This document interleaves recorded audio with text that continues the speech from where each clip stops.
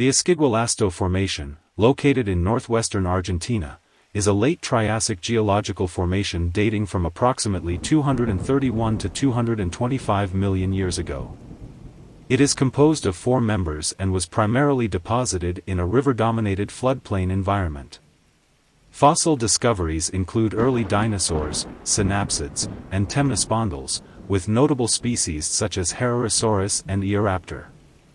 The climate varied throughout the formation, ranging from cool and semi-arid to humid conditions, influenced by the Pangean megamonsoon.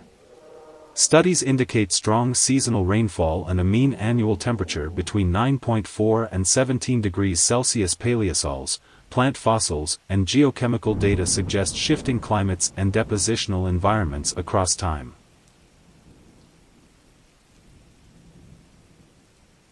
The formation reflects an arid region, yet temnospondyls have still been found.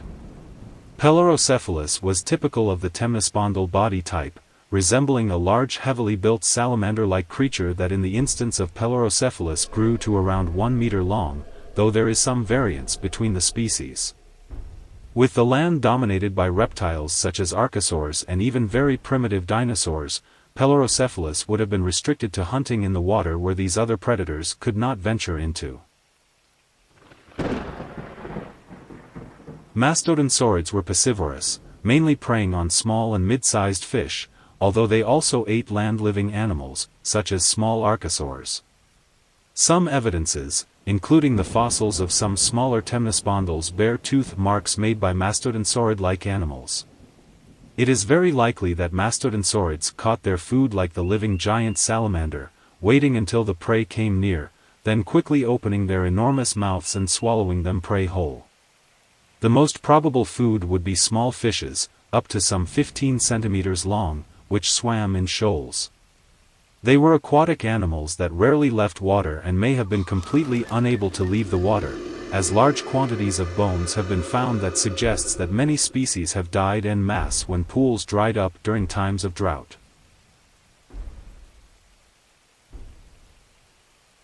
Dicynodonts have long been suspected of being warm-blooded animals.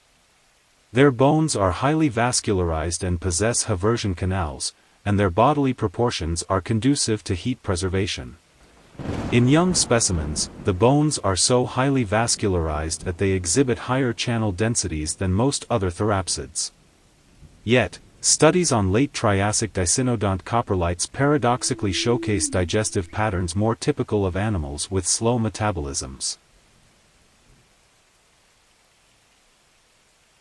Ischigualastia is described as an enormous dicynodont, with a short, high skull and lacking tusks.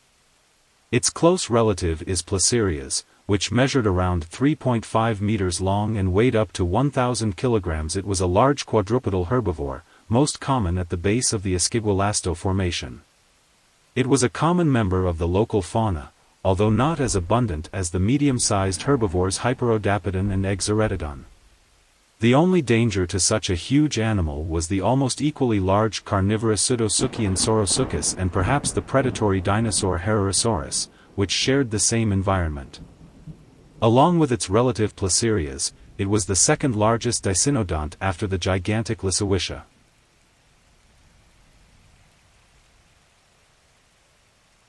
Diagocanes is similar to both Ecitninion, and all of these genera fall within the Ecitniniidae. Exaeretodon was a large Gomphodontosukine traversidont, up to 1.8 meters in length. The most abundant synapsid in the Ischigualasto Formation and the second most abundant species overall, behind Hyperodapedon. Like other traversodontids, it was an herbivore with a specialized chewing style. One interesting point of note, however, is that very young juveniles had no teeth. This suggests that young ones had to stay with the mother for an extended period of time before their adult teeth came in and they were able to process their own food. At just under 2 meters long, Exaeretodon was certainly one of the larger cynodonts. Ecitninion is known from a nearly complete skull of about 11 centimeters in length. It was found in the Cancha de Boca's member of the Ischigualasto Formation. It has been interpreted as a basal eucynodont. The holotype is in the collection of the Universidad Nacional de San Juan. Chiniquodon had a combination of reptilian and mammal-like traits, including differentiated teeth, suggesting a step toward more efficient food processing seen in mammals. With sharp, serrated teeth and a robust skull, it was likely a carnivore, preying on smaller reptiles and early dinosaurs, playing a vital role in the late Triassic ecosystem. Like other advanced cynodonts, Chiniquodon may have exhibited early forms of parental care, a behavior that became more pronounced in mammals. Fossils have been found in South America and Africa, reflecting the presence of land bridges between continents during the Triassic.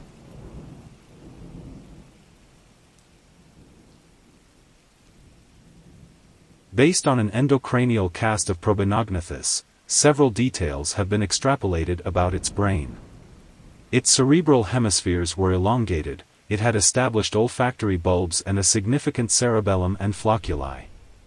These were among other, less pronounced, structures such as anterior colliculi. Because of these features, it has been suggested that its brain had well-developed visual, auditory, motor, and body sensory systems. And, as a whole, the brain of it indicates that it was in the process of developing endothermy. Pseudotherium was a relatively large cynodont, with a skull measuring 7 cm, featuring a prominent sagittal crest for jaw muscle attachment. It had a long, slender snout, with thin, curved canines and unique post-canine teeth that resembled those of brachylodontids, featuring multiple cusps. Unlike more advanced mammaliaforms, its tooth roots were incompletely divided and it retained some primitive skull features, such as remnants of the prefrontal and postorbital bones.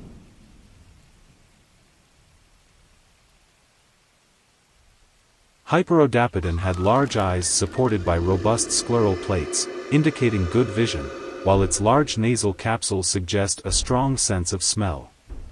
Its flexible neck helped stabilize its heavy head, and it likely had a semi-sprawling posture, with more powerful hind limbs than forelimbs, making it fully quadrupedal.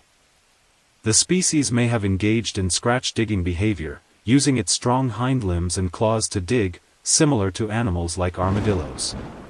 It had a fast growth rate in juveniles, slowing down in adults, and likely had a metabolism closer to early archosauriforms. As an herbivore, it primarily fed on tough seed ferns, using its precision shear bite, though mollusks may have also been part of its diet.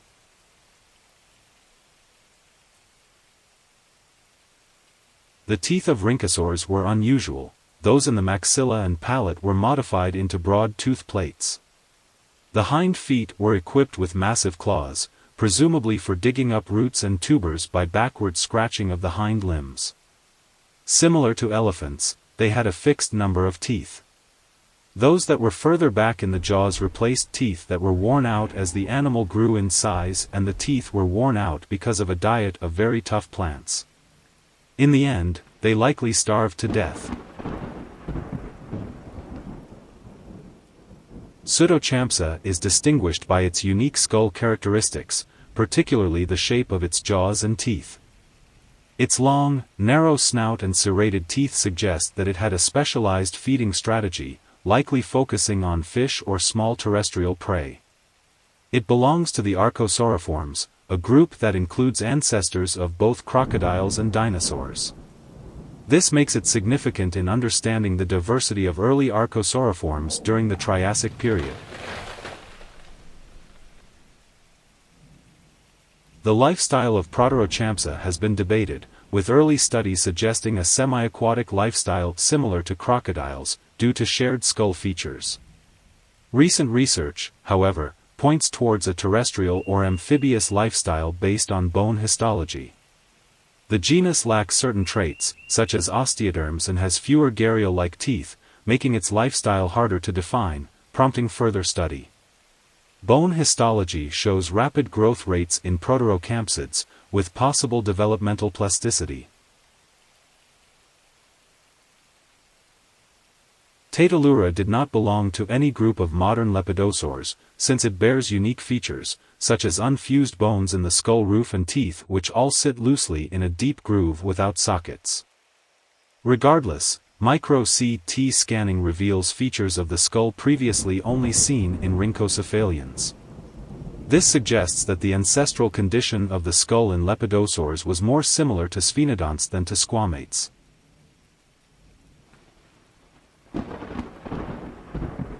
The formation proves to be the cradle of dinosaurs, and numerous fossils of archosaurs have also been found in this ecosystem, demonstrating their great adaptability and diversity during the Triassic.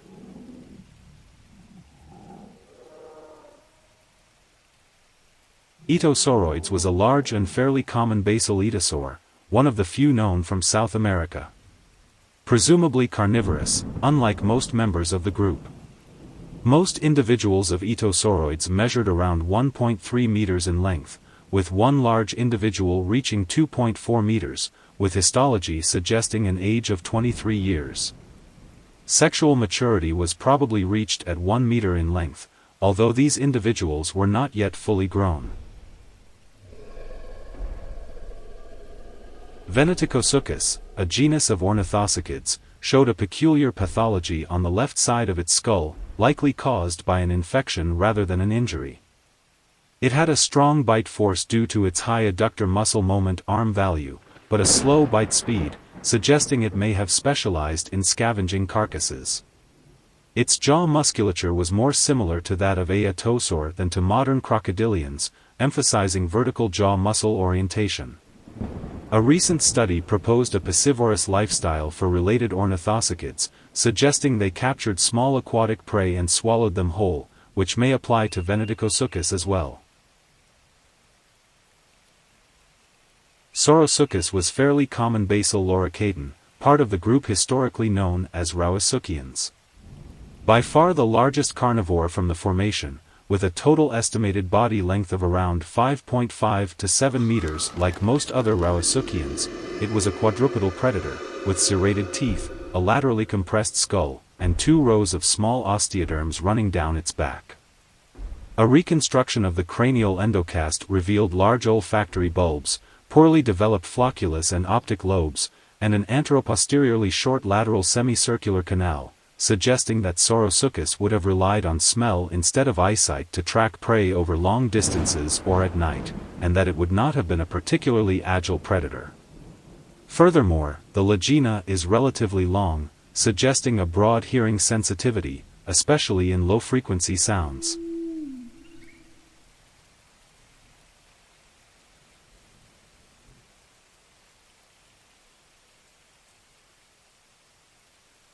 Sillosuchus was a large chuvasaurid papasauroid, the only named chuvasaurid known from outside North America. The holotype individual had an estimated length of 3 meters, but an isolated vertebra referred to this species may belong to an individual up to 10 meters long, making it one of the largest known pseudosuchians. It had several unique features compared to its relatives. The neck and back vertebrae had large excavations or pockets on the side, an unusual trait that assisted paleontologists in assigning the giant cervical vertebra to Sillosuchus rather than Saurosuchus.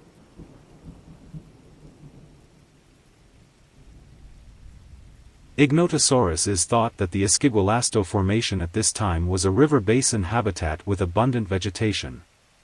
As it was probably an herbivore, like other silosaurids, it would probably have flourished here, competing for food with rhynchosaurs, cynodonts and possibly some early dinosaurs.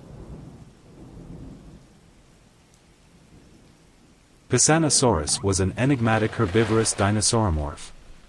Originally described as the earliest species of ornithischian dinosaur in 1967, though many recent studies consider it to be a non-dinosaurian dinosauriform, potentially a silosaurid. Under the hypothesis that ornithischians are descended from silosaurids, these different positions are not mutually exclusive.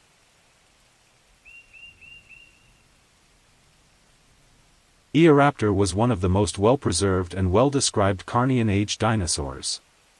It was a small generalist with bipedal habits and a presumably omnivorous diet, according to the structure of its teeth.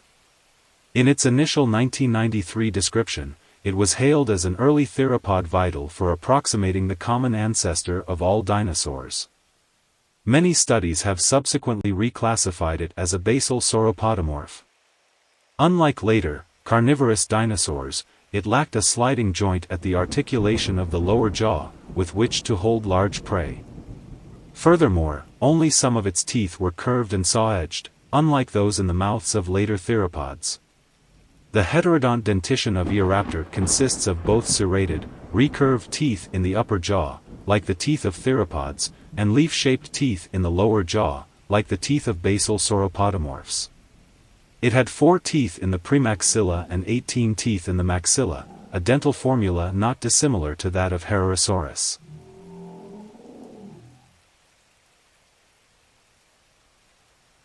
At only about 2 meters long, Chromogisaurus was small for its kind, though certainly not unique.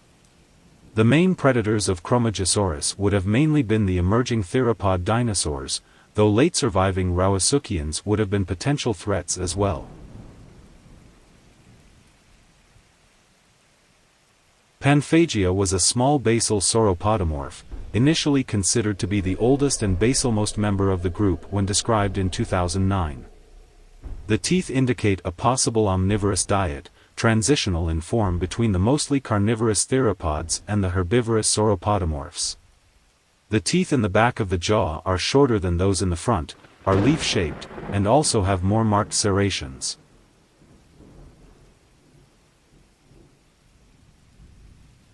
Eodromaeus, small and well-preserved predatory dinosaur, often considered the oldest known theropod since its description in 2011. It was a lightweight and long-limbed carnivore, around 1.2 meters in length, with an estimated weight of about 5 kilograms. The skull was low and rectangular, about 12 centimeters in length. It had an expansive antorbital fenestra edged from below by a sharp ridge. The antorbital fenestra was preceded a promaxillary fenestra, an additional hole in the skull characteristic of theropods and Herrerasaurus. In the Ischigualasto formation, dinosaurs constituted only about 6% of the total number of fossils, but by the end of the Triassic period, dinosaurs were becoming the dominant large land animals, and the other archosaurs and synapsids declined in variety and number. Studies suggest that the paleo-environment of the formation was a volcanically active floodplain covered by forests and subject to strong seasonal rainfalls. The climate was moist and warm, though subject to seasonal variations. Herrerasaurus was relatively large for its time, measuring around 4 to 6 meters long. As an apex predator, it likely hunted smaller herbivorous reptiles, such as rhynchosaurs and dicynodonts, as well as early relatives of other dinosaurs. Its size, agility, and predatory adaptations placed it at the top of the food chain in its ecosystem. The Ischigualasto formation was a highly diverse ecosystem, often referred to as the place where the moon alights, featuring a wide range of fauna. It played a crucial role in controlling the populations of these animals, balancing the food web. Its presence represents a key moment in the evolutionary history of dinosaurs, as theropods would go on to dominate many ecosystems throughout the Mesozoic era. Although it was a dinosaur, Herrerasaurus coexisted and competed with other large non-dinosaurian predators like Saurosuchus, a large Rauisuchian archosaur.